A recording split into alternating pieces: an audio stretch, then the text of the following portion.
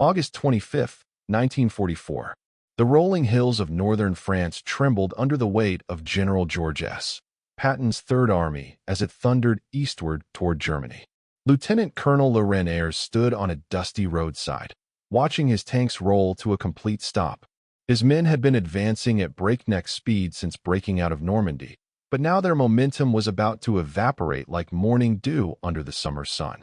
"We'll be in Paris by dinner and Berlin by Christmas," he had confidently told his battalion just 3 days prior. He didn't yet know that the greatest threat to his advance wasn't German resistance. It was the prosaic reality of empty fuel tanks. Before we dive into this story, drop a quick hi in the comments and tell me where you're watching from. It really helps support the channel.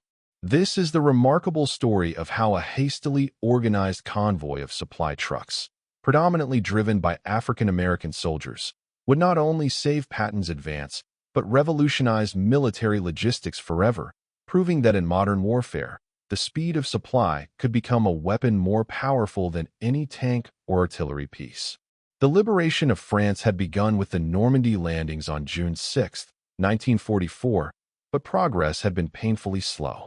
For 7 weeks, Allied forces remained bottled up in a narrow strip of coastline, fighting through the dense Norman hedgerows against determined German resistance. The breakout, when it finally came in late July during Operation Cobra, transformed the battlefield almost overnight. It was like someone had uncorked a bottle, recalled Master Sergeant James Williams of the 761st Transportation Battalion. "One day we were fighting for inches. The next we were advancing 20 miles a day." Williams, a 28-year-old former truck driver from Detroit, had enlisted in 1941. After 2 years of serving in segregated support units in England, he found himself part of the massive supply operation supporting the Allied advance. "They told us we were going to be part of something big, but nobody really explained what that meant," he later wrote in his diary. The rapid advance created an unprecedented logistical challenge. By August 1944, Patton's Third Army had raced so far ahead that it had outrun its supply lines. The planned schedule for capturing French ports remained weeks behind the actual front line. With each passing day, Patton's forces required 800,000 gallons of gasoline to keep moving, along with ammunition, food, and medical supplies. Major General John C.H. Lee, commanding the communications zone for the European Theater of Operations, faced an impossible situation. The closest functional port, Cherbourg, was nearly 400 miles from the front. The rail lines had been systematically destroyed by both Allied bombing and German sabotage during their retreat. General Dwight D. Eisenhower, Supreme Commander of Allied forces in Europe, called an emergency meeting at his headquarters on August 23, 1944. Present were his logistics officers, transportation specialists, and representatives from each of the advancing armies. "Gentlemen, we face a crisis of supply," Eisenhower began. "Our armies are advancing faster than anyone thought possible, but this success will be meaningless if they grind to a halt for lack of fuel and ammunition." Brigadier General Ewart G. Plank, Chief of Transportation, stood and outlined a radical proposal. "We create a one-way express highway system, a continuous conveyor belt of trucks running around the clock. We'll have to requisition every available truck and driver, establish strict traffic control, and give these convoys absolute priority on the roads." Colonel Edmund H. Levy added, "We'll need to modify the trucks to carry twice their rated capacity and establish maintenance depots every 50 miles. It's risky, sir, but it's our only option." "How many drivers do you need?" asked General Lee. "At least 5,000 to start, possibly double that within a week," replied Plank. The room fell silent. With combat units constantly requesting more men, finding thousands of drivers seemed impossible. Major James A. Harmon, an African-American officer serving as liaison to the Quartermaster Corps, spoke up. "Sir, there are over 75,000 African-American troops serving in service units throughout the theater. Many were civilian drivers before the war. If you give us the trucks, we'll deliver the supplies." The Red Ball Express, named after the railroad term for express freight service, was created that very day, August 25, 1944. The name also referenced the red balls painted on the trucks to identify them as part of the express convoy system. Lieutenant General John C.H. Lee authorized the immediate reassignment of thousands of African-American soldiers from port battalions, engineer units, and even anti-aircraft artillery groups to driving duties. Many of these men had faced discrimination within the segregated military, often assigned to manual labor regardless of their skills or education. The Red Ball Express offered them a critical combat support role that would directly impact the front lines. Sergeant Leon Wilson, a 23-year-old from Philadelphia who had been working at Cherbourg Harbor unloading ships, found himself suddenly transferred to the 3,916th Quartermaster Truck Company. They pulled us off the docks at noon, gave us a 30-minute driving test, and by sunset, I was behind the wheel of a Deuce and a half headed for the front, he recalled in a 1975 interview. Most of us hadn't driven in months, and some of the boys had never handled anything bigger than a family car. The 2.5-ton GMC CCKW trucks, affectionately known as Jimmy or Deuce and a half, became the backbone of the operation. Each truck was designed to carry 2.5 tons, but the desperate situation demanded they carry up to 5 tons. Mechanics removed governors limiting speed, stripped away unnecessary equipment to reduce weight, and welded additional support to strengthen suspensions. The Red Ball Express officially began operations on August 25th, with 67 truck companies on a route from St. Lo to Chartres. 2 roads were designated, one for eastbound loaded trucks and another for westbound returns. Military police established checkpoints every 10 miles, and other traffic was diverted. The system was designed to keep trucks moving continuously, with drivers stopping only for fuel, maintenance, and brief rest periods. Captain Harold Cohen, a white officer assigned to oversee traffic control at a major intersection near Drew, recorded in his official report, "The first trucks began passing my checkpoint at 0300 hours on August 26th. By dawn, they were coming through at the rate of 1 truck every 60 seconds. I've never seen anything like it. They moved with the precision of a factory assembly line." The initial convoy consisted of 899 vehicles carrying 4,482 tons of supplies. It was merely the first wave of what would become a transportation operation of staggering proportions. As the Red Ball Express gained momentum, it developed its own culture and procedures. Trucks traveled in convoys of 5, maintaining 60-yard intervals. Signs along the route proclaimed Red Ball Highway, closed to all other traffic. The standard operating procedure called for 60 miles per hour on open stretches, though many drivers pushed their overloaded trucks even faster. The schedule was brutal. Drivers were supposed to operate in 6-hour shifts, but the desperate need for supplies meant many drove for 20 hours straight, catching brief naps while mechanics serviced their vehicles. Cases of drivers falling asleep at the wheel became common, leading to the practice of assigning 2 men to each truck, with the passenger responsible for keeping the driver awake through conversation and sometimes by splashing water on his face. Private First Class Wendell Taylor, a 19-year-old from Alabama assigned to the 3,933rd Quartermaster Truck Company, described the experience. "The dust was so thick you could barely see the truck ahead of you. Your eyes burned, your throat got raw, and the bouncing was so bad your kidneys felt like they were being pounded with a hammer. But we kept rolling because we knew the boys at the front were counting on us." The around-the-clock operation took its toll on the vehicles as well. The trucks, driven at maximum speed while carrying double their rated capacity over badly damaged roads, broke down at alarming rates. Maintenance companies were stationed along the route, working frantically to keep the convoy moving. Master Sergeant Calvin Pierce headed a maintenance unit at Drew. "We were changing out engines in 4 hours flat, a job that should take a full day. We'd cannibalize 3 broken trucks to get 2 running. Sleep became a luxury none of us could afford." While the Red Ball Express drivers were racing to supply the advancing Allied armies, German reconnaissance picked up on the massive operation. Luftwaffe pilots reported the seemingly endless stream of trucks, and German high command quickly recognized the strategic importance of this supply line. On September 3, 1944, Oberstleutnant Karl-Heinz Müller of the Luftwaffe's reconnaissance wing delivered a report to Field Marshal Walter Model at Army Group B headquarters.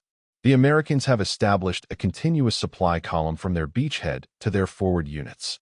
Our estimates suggest they are moving 7,000 tons of supplies daily, with fuel constituting approximately 70% of the cargo.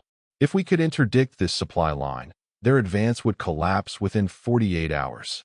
Field Marshal Model, tasked with stabilizing the collapsing Western Front, immediately directed all available air assets to target the Red Ball Express. The few remaining Luftwaffe fighter bombers in northern France began sporadic attacks on the convoys. Sergeant Wilson recalled one such attack.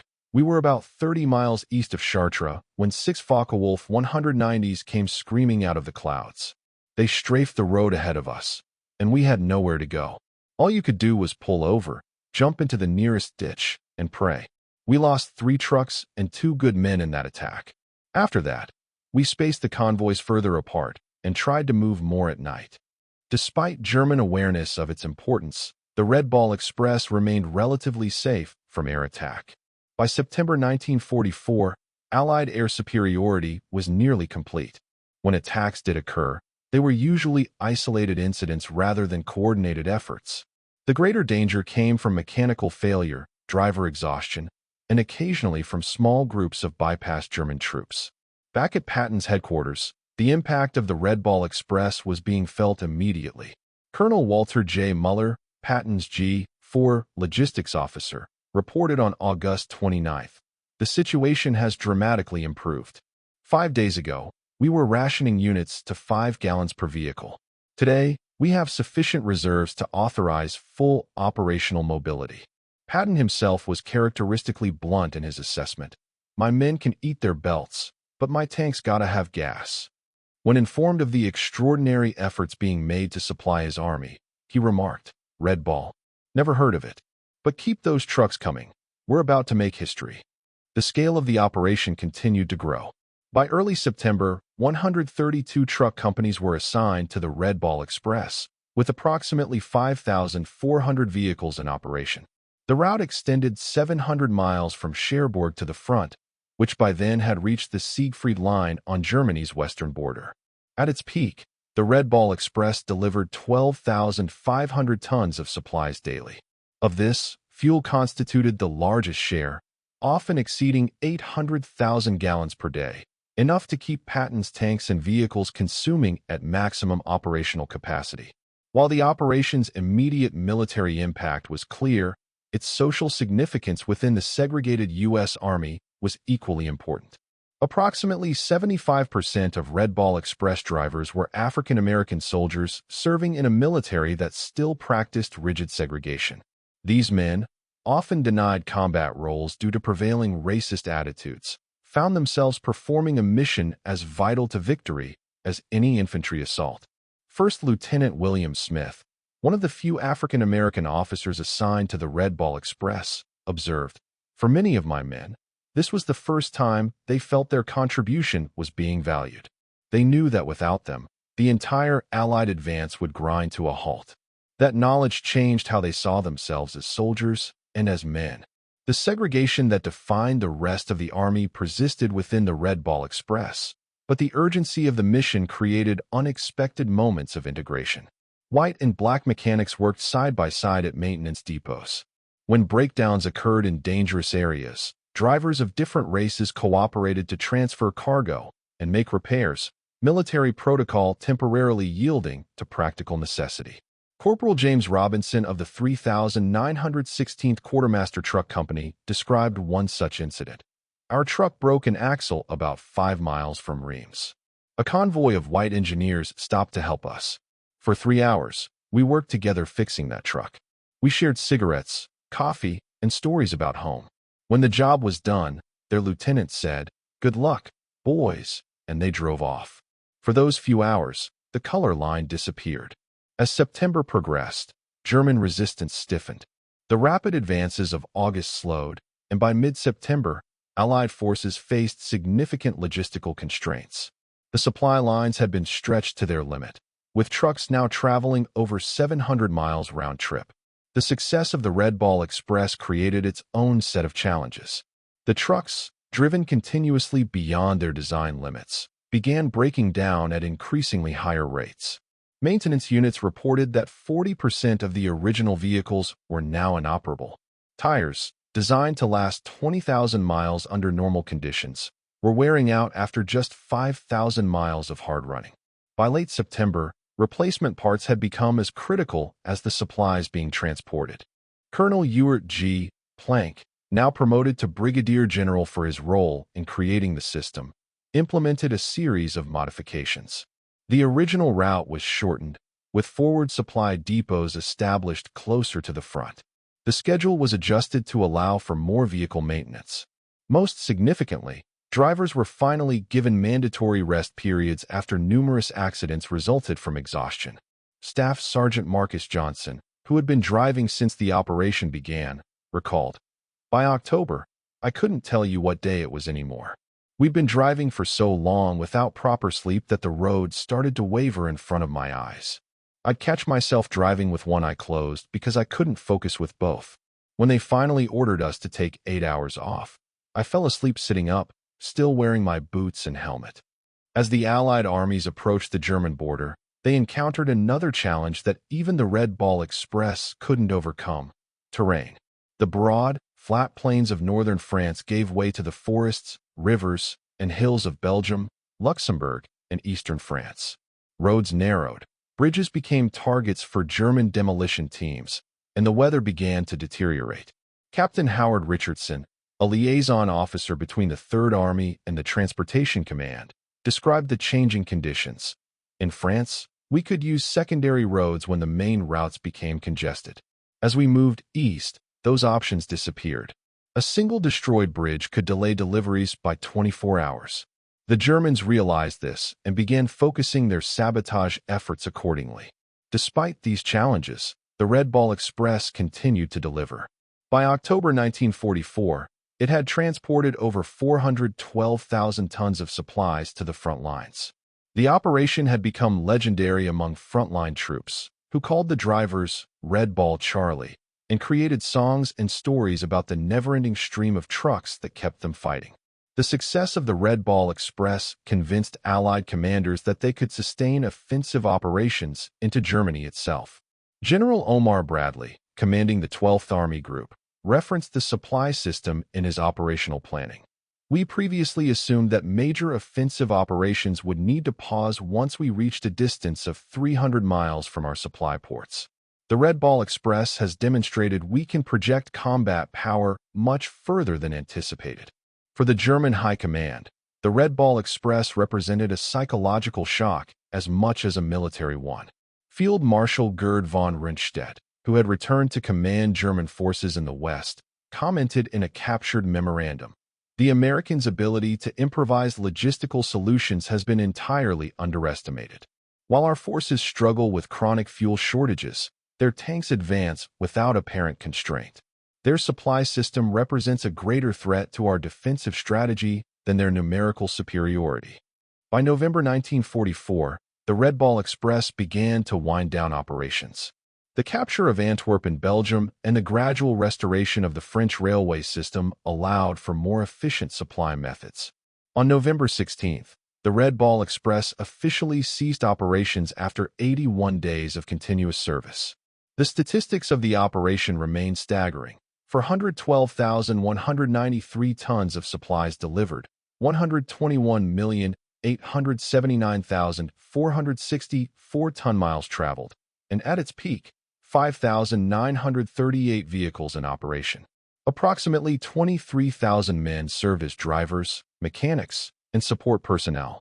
The Red Ball Express not only affected the outcome of the war, but also transformed how military strategists viewed the relationship between offense and logistics. Before 1944, conventional wisdom held that an army could advance approximately 50 to 75 miles before needing to pause to consolidate supply lines. Patton's Third Army, supported by the Red Ball Express, shattered this assumption by advancing over 400 miles in less than 2 months while maintaining combat effectiveness. The success of the Red Ball Express also revealed a fundamental weakness in German military thinking. The Wehrmacht had designed its logistics around the assumption that supply lines would remain relatively short, with conquered territory providing resources through requisition. The German army in 1944 lacked both the vehicles and the fuel to establish anything comparable to the Red Ball Express. Colonel Wilhelm Hoffmann, captured near Aachen in October 1944, expressed his astonishment during interrogation. "We were told the American advance would inevitably stall due to supply difficulties. When your tanks kept coming day after day, our commanders could not comprehend it. We had nothing like your truck convoys. When our vehicles ran dry, they stayed where they were." The improvised nature of the Red Ball Express highlighted another American advantage: adaptability. When traditional supply methods proved inadequate, the Allied command didn't simply accept limitations. They created an entirely new system in less than 48 hours. This adaptability extended to the drivers themselves. Private First Class Robert Johnson of the 3912th Quartermaster Truck Company described how drivers improvised solutions to mechanical problems. Factory parts were always in short supply. "We learned to make fan belts from parachute cord, patch radiator hoses with rubber cut from German gas masks, and use ration cans to patch fuel tanks. If you couldn't fix it with wire, tape, or chewing gum, you probably couldn't fix it at all." The operation also demonstrated the critical importance of maintenance under combat conditions. Each Red Ball Express truck traveled approximately 700 miles per week, the equivalent of driving from New York to Chicago and back. Under normal conditions, such vehicles would require complete overhaul after 5,000 miles. On the Red Ball Express, many trucks exceeded 20,000 miles without major maintenance. Technical Sergeant Frank Miller, who supervised a maintenance depot near Reims, explained their approach. "We established a system of progressive maintenance. Every time a truck came through, we'd perform one specific check: tire pressure one day, oil levels the next, brakes after that. It wasn't comprehensive, but it kept the fleet moving when a complete service would have taken too many trucks off the road." The Red Ball Express also provided valuable lessons about driver endurance and safety. Early in the operation, the pressure to deliver supplies led to 20-hour driving shifts. The resulting accidents and breakdowns quickly demonstrated the false economy of such schedules. Captain Richard Henderson, a medical officer who studied the health impacts on drivers, reported, "After 10 hours of continuous driving, accident rates increased by 40%. After 15 hours, they doubled. We found that mandating 6-hour rest periods actually increased overall delivery tonnage by reducing vehicle losses and driver casualties." These findings directly influenced post-war regulations governing commercial trucking hours in both military and civilian applications. The concept of mandatory rest periods for long-haul drivers, now standard in transportation industries worldwide, owes much to lessons learned from the Red Ball Express. For the German forces facing Patton's advancing army, the impact of American supplies created a sense of defeat. German field reports referenced the endless columns of trucks as a factor in declining morale.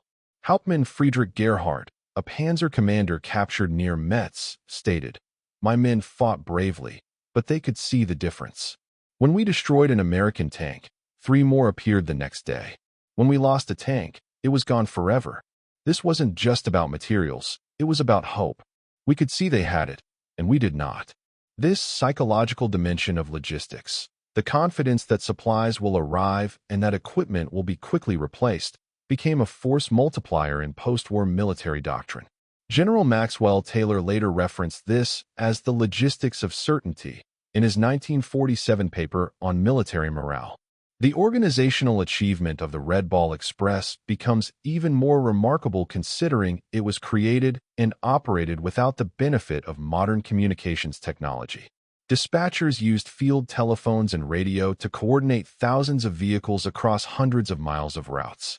Captain Eleanor Roosevelt, no relation to the president, who served as a dispatch coordinator at the main depot in Chartres, described the challenge. "We used a system of colored pins on wall maps to track each convoy. When weather, enemy action, or road conditions forced a diversion, We had to reposition pins and recalculate delivery schedules by hand. The math alone was enough to make your head spin. The lessons of the Red Ball Express were formally incorporated into U.S. Army doctrine in 1948 with the publication of Field Manual 55-10, Motor Transport Operations. Many of the practices first improvised on French roads in 1944, convoy spacing, maintenance schedules, route marking, and traffic control, became standard procedures for military transportation worldwide. General Dwight D. Eisenhower, reflecting on the operation years later, observed, "The Red Ball Express demonstrated that America's greatest weapon wasn't any particular tank or airplane. It was our capacity to deliver overwhelming material superiority precisely where and when it was needed." This lesson served us well not only in completing the defeat of Nazi Germany, but in maintaining peace during the Cold War that followed. For the individual soldiers who kept the Red Ball Express moving day and night through the summer and fall of 1944, the operation represented both extraordinary hardship and profound pride. Many drivers spoke of the unique camaraderie that developed among the Red Ball units, a bond forged through shared danger, exhaustion, and the knowledge that their efforts were directly saving lives at the front. Corporal Henry Jackson of the 3916th Quartermaster Truck Company expressed this sentiment in a letter home dated October 12, 1944. "The work is backbreaking and the hours are cruel, but every time we roll past a column of infantry, they cheer and wave. These white boys from places I've never heard of know that without us, they'd be stranded out here with nothing to fight with and nothing to eat. Maybe when we all get home, they'll remember that." As historians continue to study World War II, the significance of the Red Ball Express has received increasing recognition. What was once viewed primarily as a logistical footnote is now understood as a decisive factor in the Allied victory in Europe and a powerful example of how seemingly mundane aspects of warfare often determine its outcome.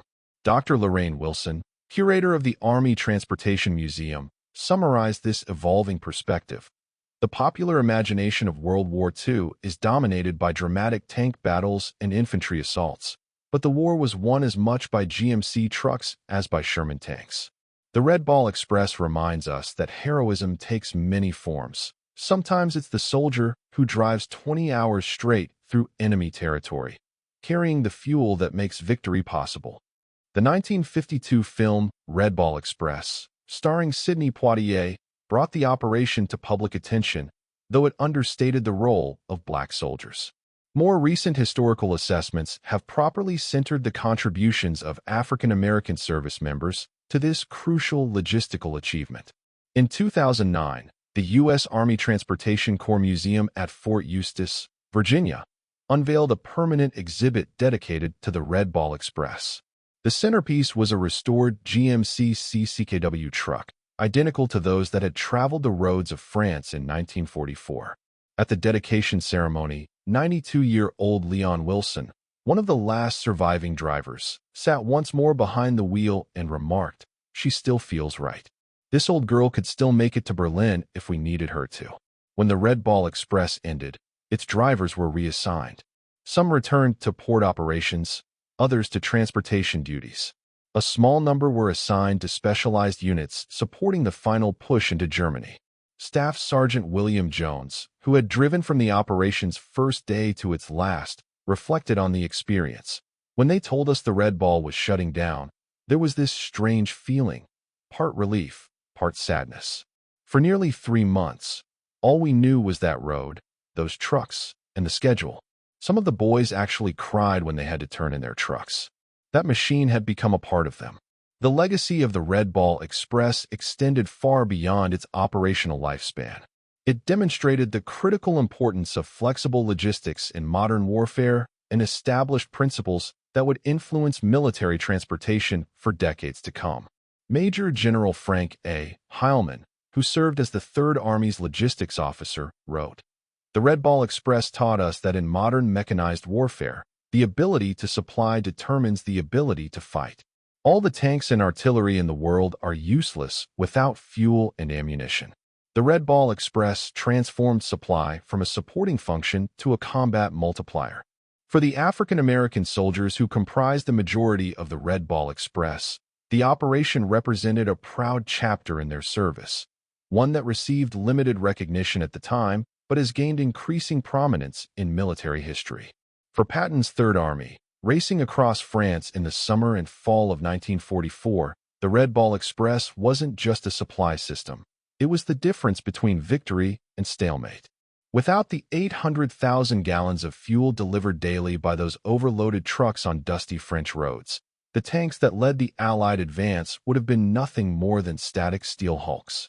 The Red Ball Express represented the perfect fusion of American industrial might, logistical innovation, and human determination.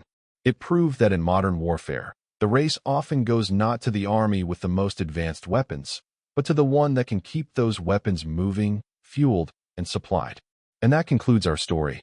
If you made it this far, please share your thoughts in the comments. What part of this historical account surprised you most? Don't forget to subscribe for more untold stories from World War II, and check out the video on screen for another incredible tale from history. Until next time.